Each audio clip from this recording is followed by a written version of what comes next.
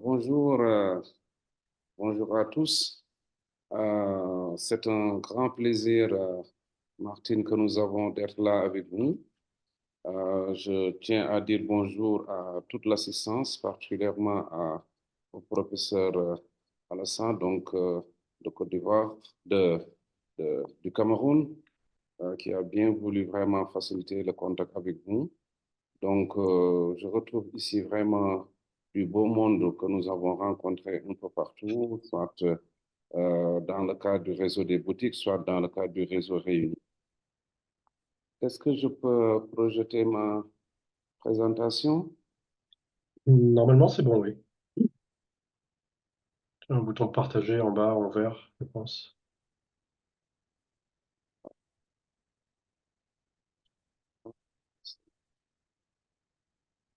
Hmm, présentation. Euh,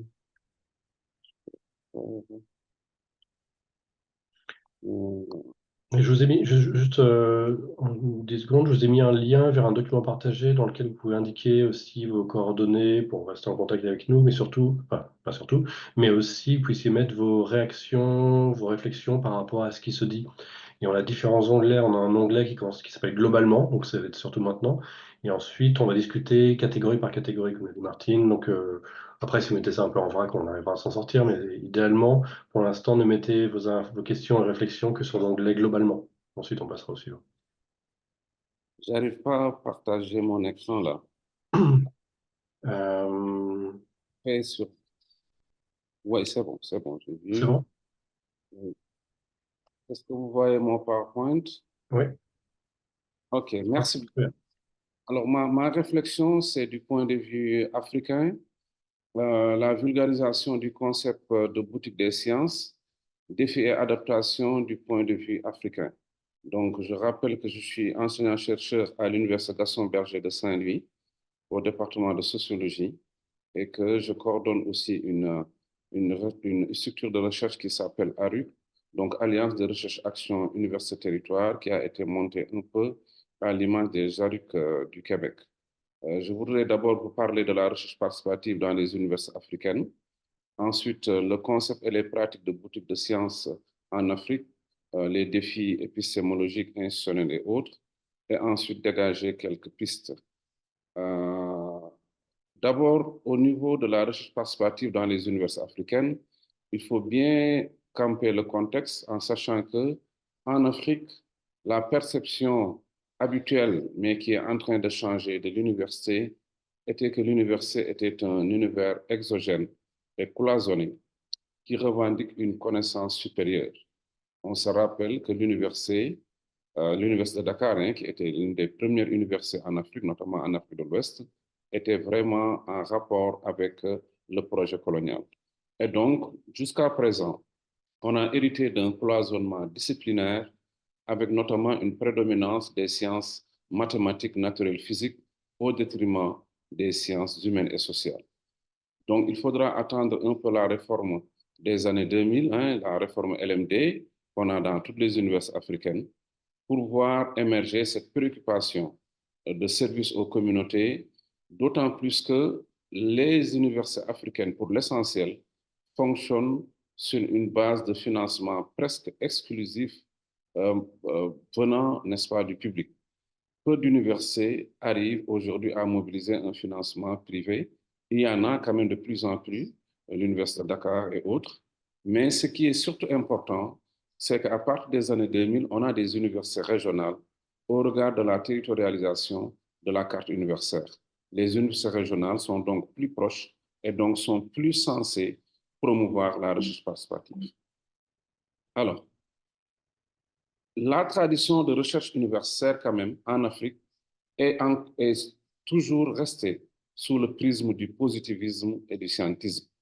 Autrement dit, on a cette prédominance des sciences naturelles, mathématiques et autres, mais surtout, les universitaires se sont cloisonnés en croyant qu'ils étaient les seuls capables de produire de la connaissance. Donc, la science est réduite comme le seul savoir valable, mais surtout l'instance suprême de validation des autres formes de savoir. C'est ce qu'on appelle la sociologie des absences. Et donc, finalement, on a réduit les communautés en objet d'étude et nous, les chercheurs, exclusivement et toujours en sujet de recherche. C'est ce qu'un auteur comme Emmanuel Sénindion appelle l'appauvrissement symbolique des communautés. Même dans le cadre de restitution, on est resté dans une posture de transfert de savoir. Donc, c'est ce que Thierry Verhelst rappelait, les communautés ne sont pas seulement des calebasses vides à combler, ce sont des forêts à explorer. On est donc toujours dans ces injustices épistémiques, non seulement en direction des communautés, mais en direction des savoirs des communautés. Les savoirs endogènes, les savoirs tacites, les savoirs expérientiels, tous ces savoirs étaient presque exclus, voire peu valorisés jusqu'à présent dans nos universités. Et enfin, il y a la question de la langue nationale. Jusqu'à présent, on est dans la langue du colonisateur et on a une faible valorisation des langues nationales, ce que nous tous nous rencontrons quand nous allons sur le terrain. La recherche participative, donc, dans les universités africaines reste encore très balbutiante. On a une démultiplication des initiatives.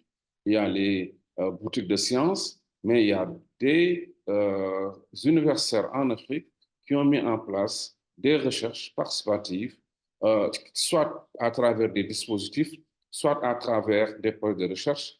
Et on a même noté un début d'acclimatation des noms.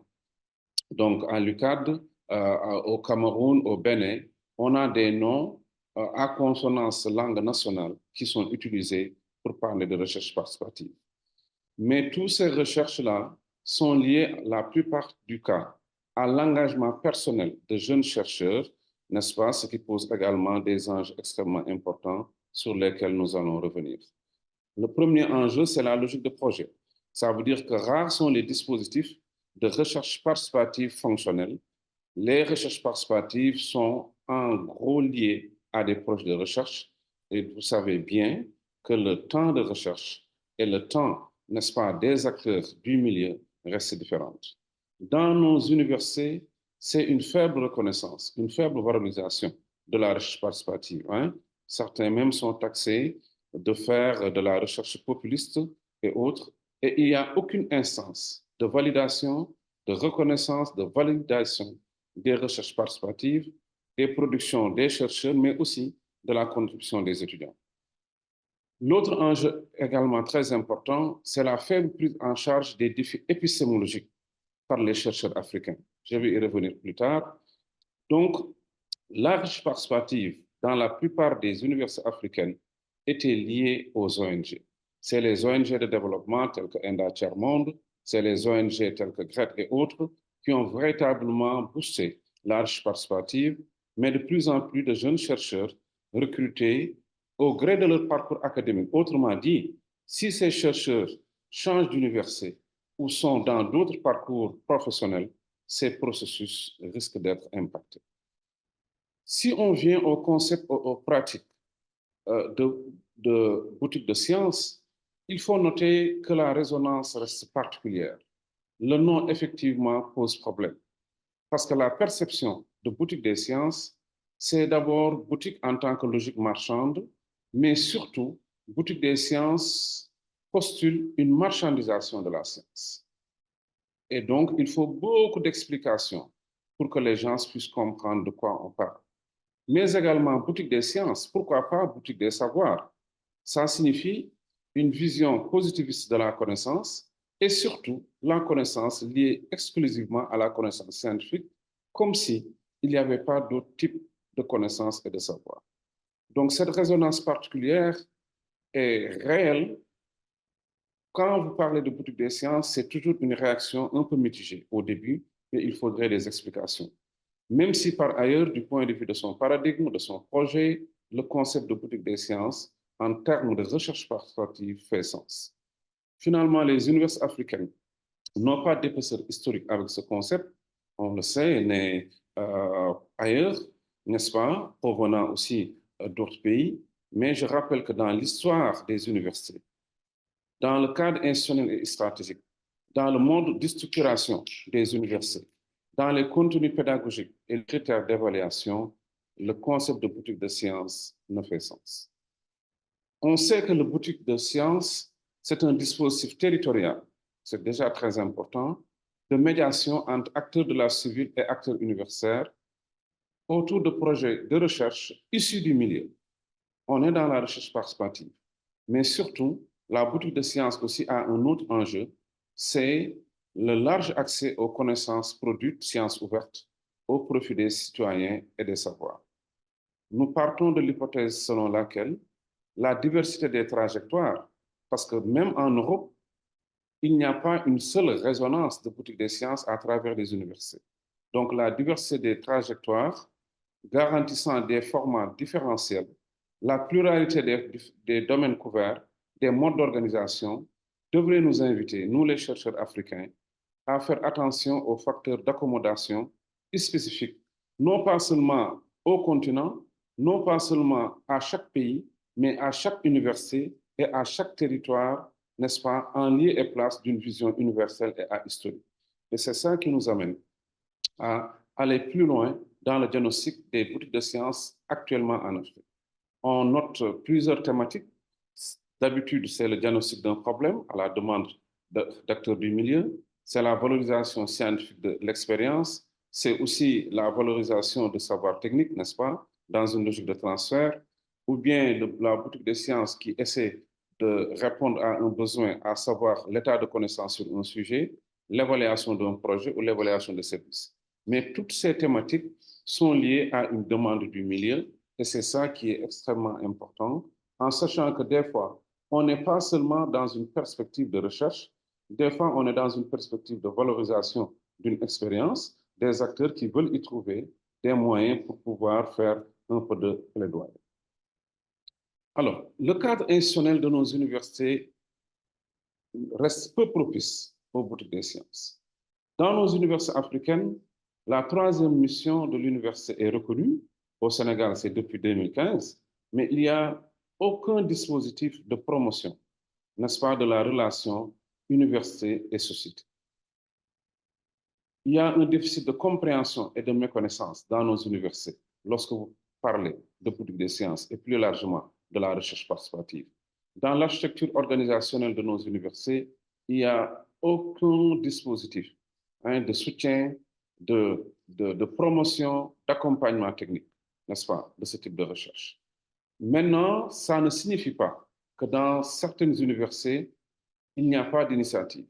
Comme je l'ai dit, beaucoup de collègues prennent des initiatives de recherche participative ou de mise en place de boutiques des sciences et les universités essaient de s'y accommoder. Mais je rappelle que nos universités, étant financées exclusivement par les fonds publics, se posent la question de l'autonomie pour pouvoir innover, n'est-ce pas, intégrer dans l'architecture un tel dispositif.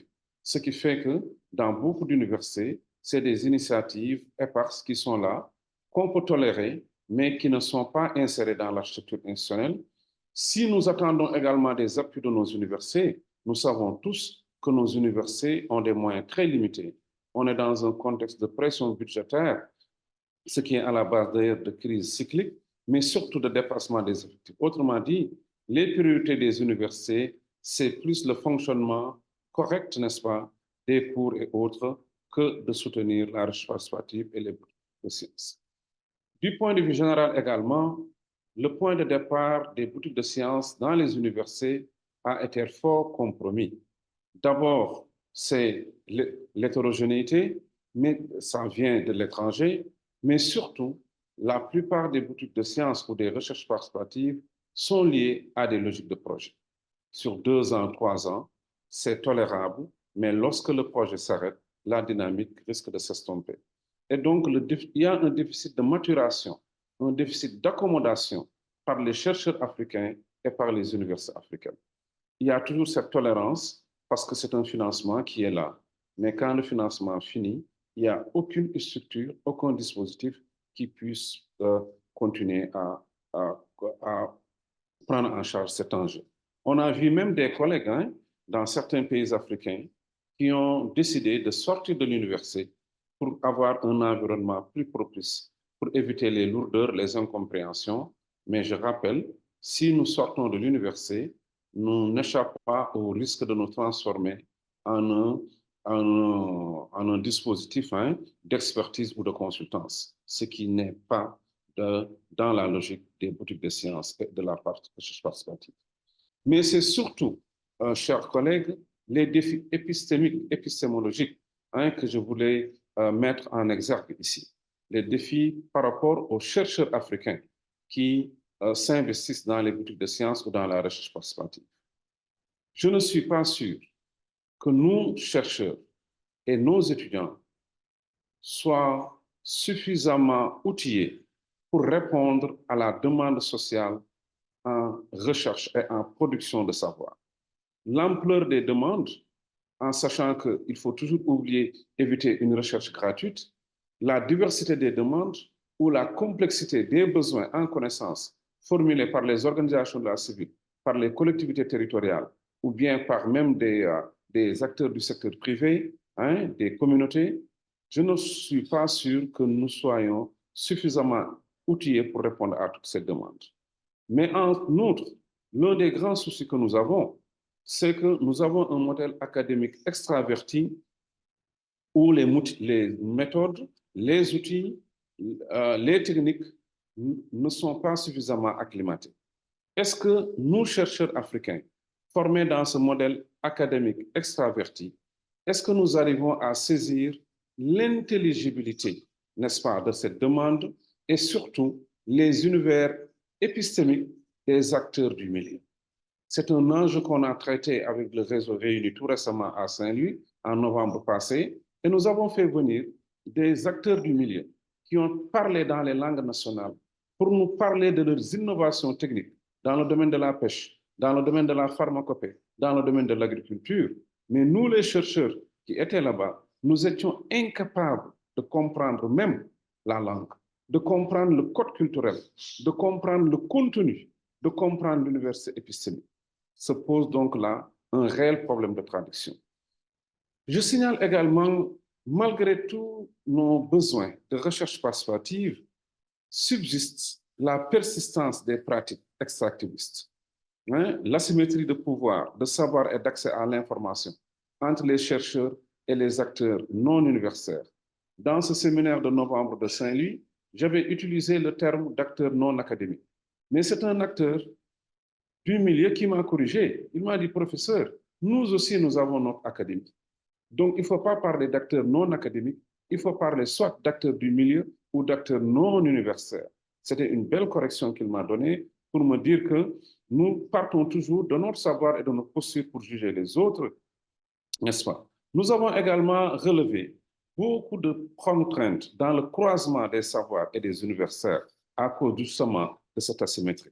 Et enfin, se pose la question de la division conventionnelle.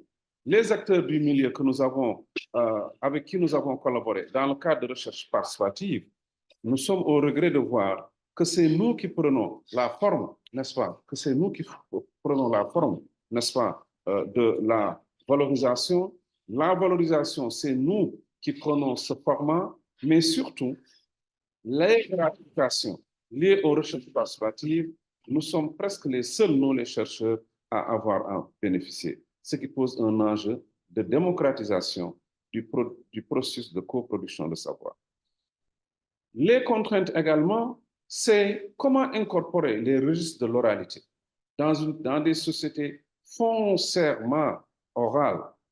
On est dans l'écriture, on est d'accord, mais c'est des sociétés foncièrement orales qui fonctionnent à partir de langages que nous ne comprenons pas. Je rappelle que nous, tous les chercheurs, nous sommes des chercheurs, mais nous sommes également occidentalisés quelque part. Même si nous restons dans nos universités, les outils, les techniques, le contenu est foncièrement arrimé à l'agenda international. Donc, nous avons un grand souci de saisie des codes épistémiques des savoirs endogènes, de saisie des savoirs tacites, de saisie de l'émotion, parce que nous sommes restés dans l'épistémologie positiviste. Je ne reviendrai pas sur la maîtrise des langues nationales. Dans un projet de recherche avec le GRET sur l'eau potable, un projet de recherche participative, nous sommes restés une journée entière à traduire le concept d'eau potable. Une journée entière. Parce que la manière dont les acteurs sociaux définissent l'eau potable et la manière dont nous, enseignants, chercheurs et étudiants, nous définissons l'eau potable était vraiment différente. Comment donc faire un croisonnement de savoir, un croisement, n'est-ce pas, croisement de savoir, un croisement de culture, un croisement de temporalité, un croisement de ressources. Par exemple, nous étions là pour faire cette recherche. Nous étions exclusivement mobilisés pour faire cette recherche. Mais la Fédération des associations d'usage et de forage, qui étaient des bénévoles, n'est-ce pas, n'étaient pas dans la même temporalité que nous. Ce qui fait que finalement, c'était très difficile de concilier la temporalité des chercheurs qui sont dans la recherche participative et la temporalité des acteurs du milieu qui, en plus de leur activité socio-professionnelle, avaient aussi des besoins familiaux et sociaux à régler. Enfin, la question qui nous a beaucoup interpellés, c'est que où s'arrête le processus de boutique de sciences ou de recherche participative? Au niveau des résultats, est-ce que nous pouvons aller, parce que le projet, si nous sommes liés à une temporalité de projet, le projet est une intervention à durée limitée. Et au moins dans les 2 projets de recherche participative que nous avons faits, nous avons vu beaucoup de déception, de l'amertume des acteurs du milieu parce qu'ils s'attendaient à ce que le projet aille plus loin. On a dit recherche participative, recherche-action, que nous allons plus loin en les accompagnant dans la reconnaissance institutionnelle, dans la diffusion, dans la valorisation, dans la mise en application des résultats, mais malheureusement, le financement était arrivé à expiration, c'est un financement de l'Union européenne, et il fallait arrêter. Donc, se posent beaucoup d'enjeux épistémiques qui nous interpellent, nous les chercheurs africains, et qui doivent figurer dans nos recherches. Plusieurs pistes, pour finir, chers amis, plusieurs pistes peuvent être tirées pour une accommodation des boutiques de sciences. Je pense que foncièrement, il faudra acclimater le nom en utilisant des noms africains, des noms sur lesquels les acteurs peuvent se retrouver. Une des premières pistes, c'est partir des pratiques de recherche participative, n'est-ce pas, et ne pas s'agripper à un nom qui ne dit pas grand-chose par rapport à nos réalités africaines. Donc, partir des pratiques de recherche participative, mais surtout pour réviser la relation université et société. Ceci est un grand souci, parce que tant que nous ne révisons pas la relation, le partenariat université-société, que les acteurs sociaux aussi ne se positionnent pas dans une position d'attentisme de l'université, comme s'ils n'avaient pas quelque chose à apporter à l'université. Dans l'atelier dont je vous ai parlé, les acteurs sociaux nous ont permis, nous enseignants-chercheurs, de savoir que nous étions les derniers à savoir et qu'il y avait un savoir expérientiel, hérité, un savoir pragmatique qui n'est pas intéressé par les critères de validation scientifique, mais qui est plus intéressé par les critères de validation sociale, les critères de pragmatisme. Ça veut dire être capable de répondre à un besoin. Comment l'université peut s'ouvrir à ce type de savoir et l'incorporer? Donc, redéfinir la perspective africaine de l'université et de la 3e mission, réfléchir sur les liens entre recherche participative, service aux collectivités et engagement citoyen. Jusqu'à présent, nous ne sommes pas encore arrivés à amener nos universités à donner du crédit à nos étudiants qui s'engagent dans les recherches participatives et à leur reconnaître un crédit par rapport à leurs cours.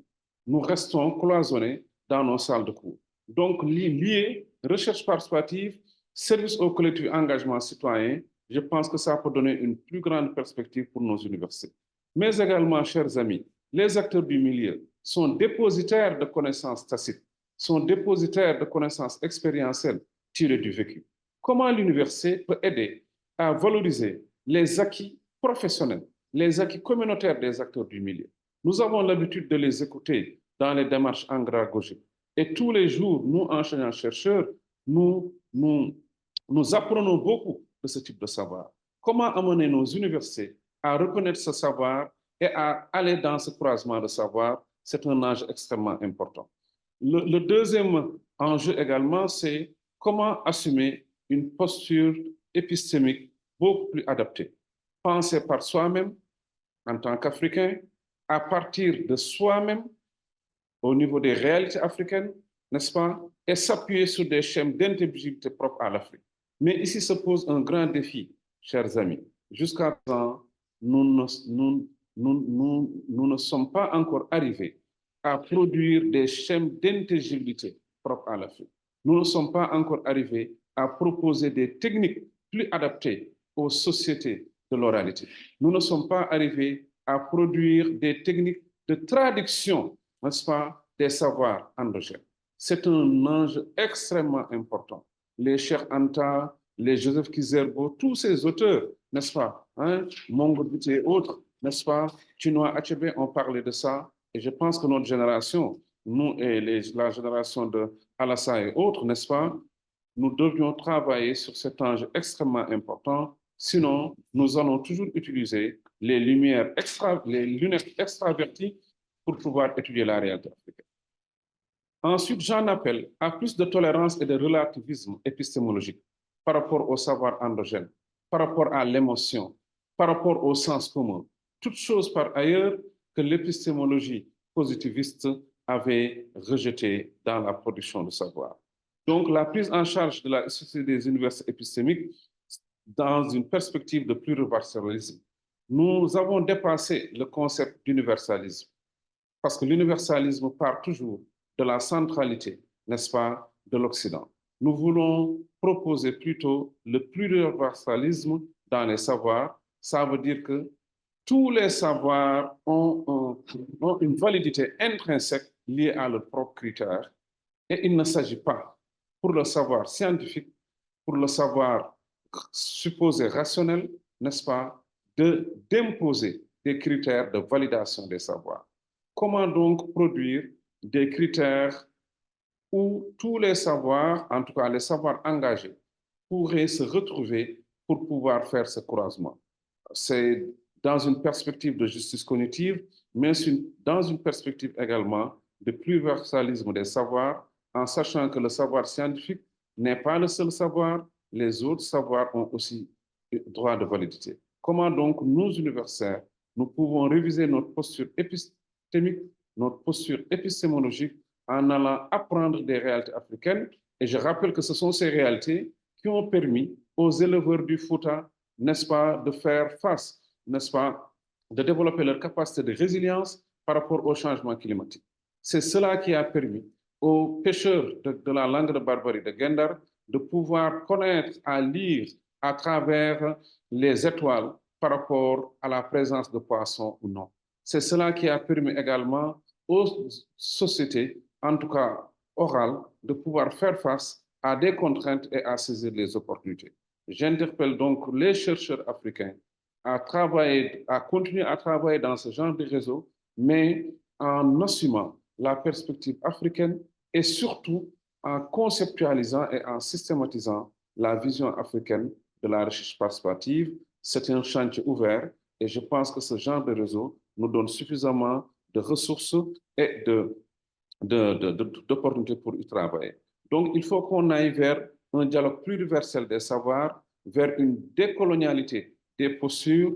Il faut qu'on travaille ensemble sur les efforts de traduction, n'est-ce pas? Non seulement demander une validation seulement technique des recherches, nous organisons toujours des séances de restitution, mais à demander aussi une validation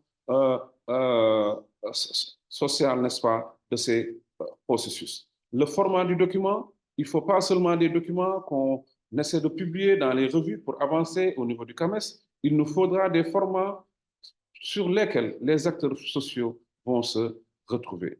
La division conventionnelle du travail à travers des étapes de recherche, dans nos processus de recherche, ce qu'on a constaté, la construction de la problématique reste encore entre les mains des chercheurs, la définition de la méthodologie reste encore dominée par les chercheurs, l'exploitation des résultats, l'élaboration des rapports, la validation reste encore dominée. Même si on est toujours dans la recherche participative, nous sommes en train de reproduire cette division conventionnelle et ça doit nous amener à nous questionner, n'est-ce pas, plus amplement sur ça. Je finis sur comment valoriser la contribution des acteurs du milieu. C'est un chantier ouvert, très important, qui nous permettra même de revoir l'offre de formation à nos étudiants.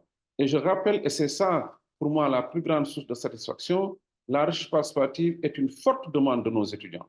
Nos étudiants veulent aller sur le terrain, veulent aller rencontrer des acteurs, veulent avoir les codes pour mieux comprendre leur société et participer à proposer. Mais malheureusement, les formations qu'on leur donne restent suffisamment encore exogènes. Et enfin, travailler sur l'accès libre et démocratique aux résultats de recherche, ne pas garder seulement les résultats de recherche dans les bibliothèques universitaires. La semaine passée, j'ai travaillé avec des élus d'une commune, la commune de Gandon, qui abrite l'université de Saint-Louis. Ils sont venus à l'université leur demander tous les mémoires des étudiants qui sont faits sur Gandon. Nous leur avons donné toutes les informations que nous avons eues, mais on n'a jamais eu de retour de l'université. Ça pose un grand enjeu et l'université qui organisait, n'est-ce pas, une séance d'exposition a permis un stand où on a mis tous les thèses et mémoires d'étudiants sur cette commune-là. Et c'était la première fois que les élus avaient accès à ce savoir-là. Donc, il nous reste beaucoup à faire, mais je pense que ce genre d'occasion constitue des opportunités pour nous amener à discuter et avancer. J'espère que je n'ai pas été très long. Je vous remercie et je vais partager également la présentation